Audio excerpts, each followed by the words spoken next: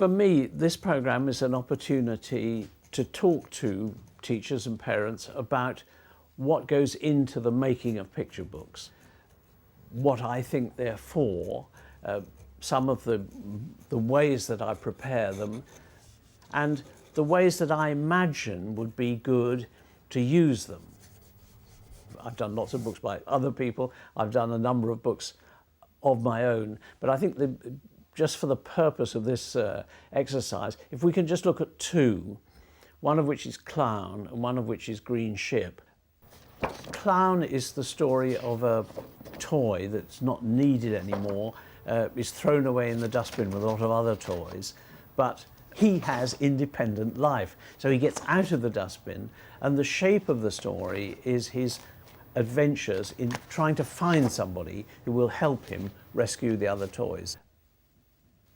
There's obviously quite a lot of exploration at the beginning of any book, particularly if you're doing it yourself. So I try and keep hold of some of these rough drawings and preliminary drawings. I don't keep them all, but it's interesting to go back afterwards for me and see what happened. This is an early rough drawing of Clown, and I made him a little bit less grotesque, and his proportions are a bit different. He's got those little clown's eyes, but he hasn't got a red nose. He hasn't got that sort of glum look that clowns tend to have, you know, because in fact he's the opposite of that kind of clown. He's somebody who's very positive. Having established more or less what the main character looks like, you can't get much further after that without really deciding what the shape of the book is going to be. Now, probably most picture books, they're going to be some multiple of 8 for printing reasons. So it's probably 32 pages, this one is. So what would be natural for me to do would be to start drawing this sort of storyboard of it.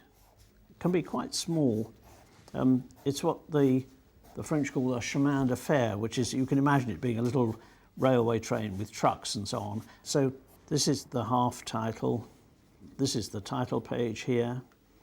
And then the story starts here, either across these pages or just here.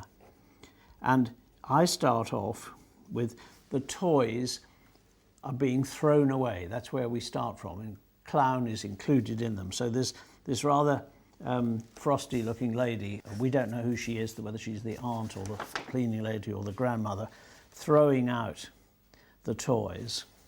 There they are being thrown away. Originally I had this picture, and this is when I was still thinking that I might write the story. Toys really only come to life when they have children to talk to them, make a fuss of them. And when I'd written that, I thought, do I need to say that? I think what we want, it's about a clown, we should tell the story in mime if possible. So then I began to work out some of the pictures in relation to a sort of storyboard like this. There's a sequence of pictures where the clown actually gets out of the dustbin. In this earlier version, I was wondering how he got out of the dustbin, and the cat walks past, he grabs hold of its tail, he gets pulled out that way. What happens in the final book is he wriggles about until he gets out of it. Wriggle, wriggle, wriggle. And of course, once you've decided that you're not going to have words, if I was writing this, you could say, so he wriggled about until he fell and got himself to fall out of the dustbin. You can't say that. So I suddenly realized, if I wasn't going to have words, that I had to have more pictures.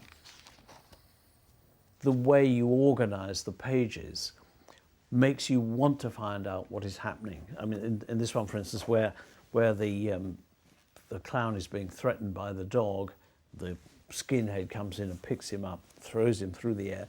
Then we have this page where he's suspended.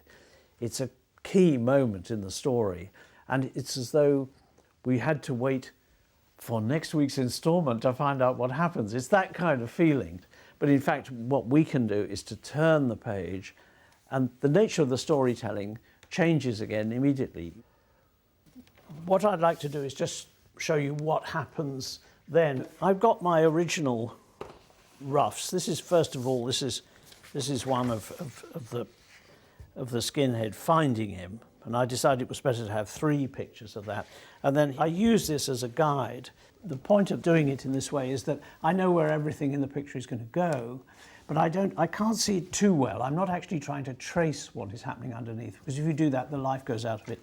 What you have to do, I think, is to try and draw it as though you were drawing it for the first time, as though you had just thought of it. The lines which I draw, I probably draw quite quickly. But what I'm not showing you here is that I do a lot of stopping and walking about and thinking, is that bit all right? And in fact, any of these pictures would probably have several versions. And this is one of the things that's different in an illustrated book from, say, an animated film or even a strip cartoon, is that you choose a moment. And something you can only do in illustration is to have that split second, as it were, where he's in this difficult situation, and you can keep it. And you don't have to necessarily read the whole story, but you revisit it. You own that moment again for whenever you like and for as long as you like. It was very noticeable, actually, when this book came out, Clown, there were different kinds of reactions. I met 1 or 2 parents who said to me, but it hasn't got any words for us to read. What are we supposed to do with it? With Clown, because there are no words, you have to meet it. You have to know that you've been involved in it. But in fact, it's what you should do with other books as well. You have to talk about whether you've understood it or not. The green ship works again in a slightly different way. There is no fantasy in this. At least the difference here is that it's about 2 children who go into a garden, which is really a big wood, go through the wood and find this ship, which is actually made out of bushes and trees cut into shape so that it looks like a ship. The titles of books can be quite difficult sometimes, but there was no problem here. It was the green ship from the word go.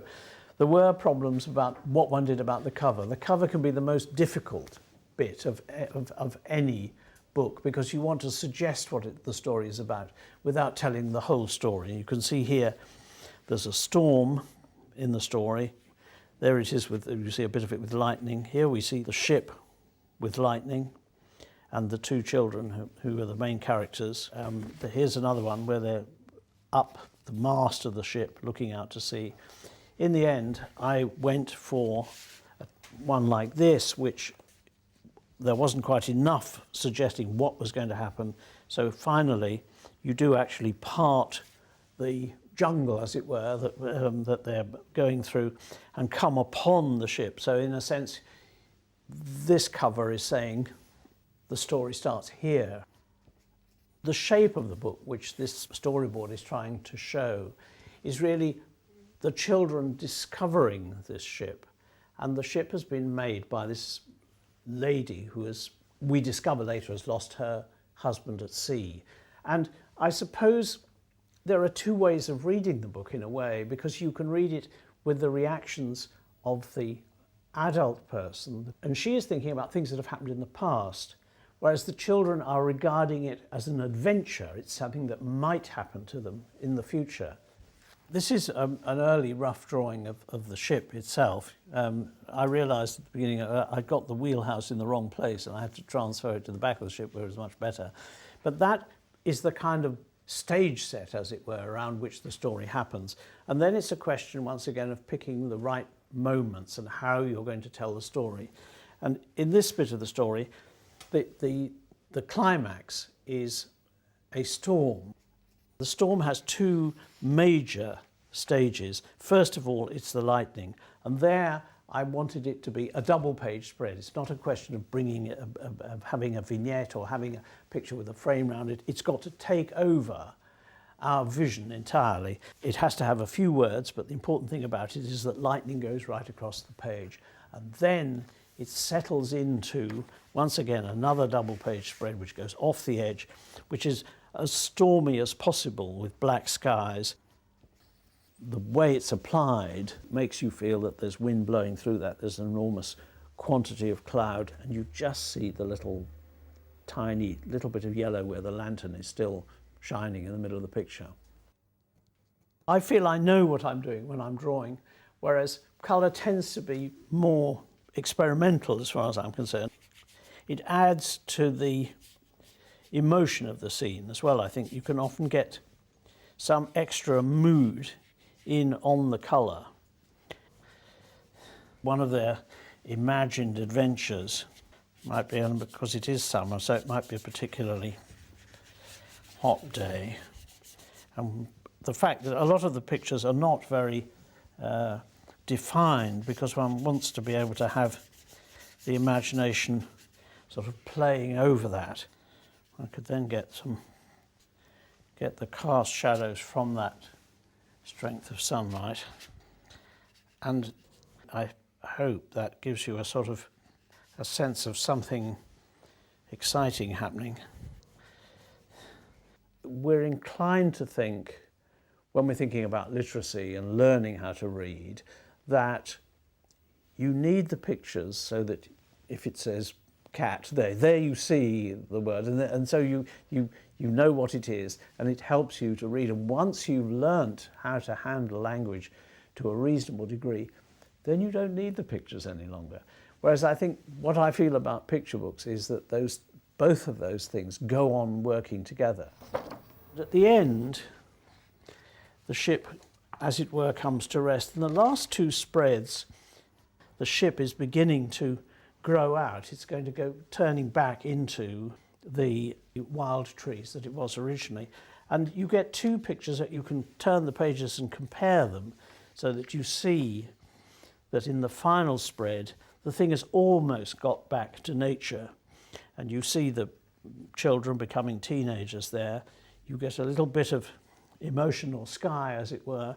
But the trees are being optimistic. They're growing out. They're doing what nature intends them to do. Whereas in the text it says, and so gradually, year by year, the trees are growing back into their old shape. They are becoming ordinary trees, and soon there will no longer be any way at all of knowing that they were once the green ship. So there's a kind of looking back in the text, whereas the pictures are going forward. And that's one of the things that's interesting about picture books, I think, where you've got words and pictures working together, is that they don't always tell exactly the same story. There can be a tension between them. It always seems to me that there's some kind of a limitation in thinking of reading simply as a skill to be acquired. One can't help thinking of the fact that very small children learn to speak, although actually nobody really teaches them how to speak. They learn to speak because they passionately want to. They must, they have to.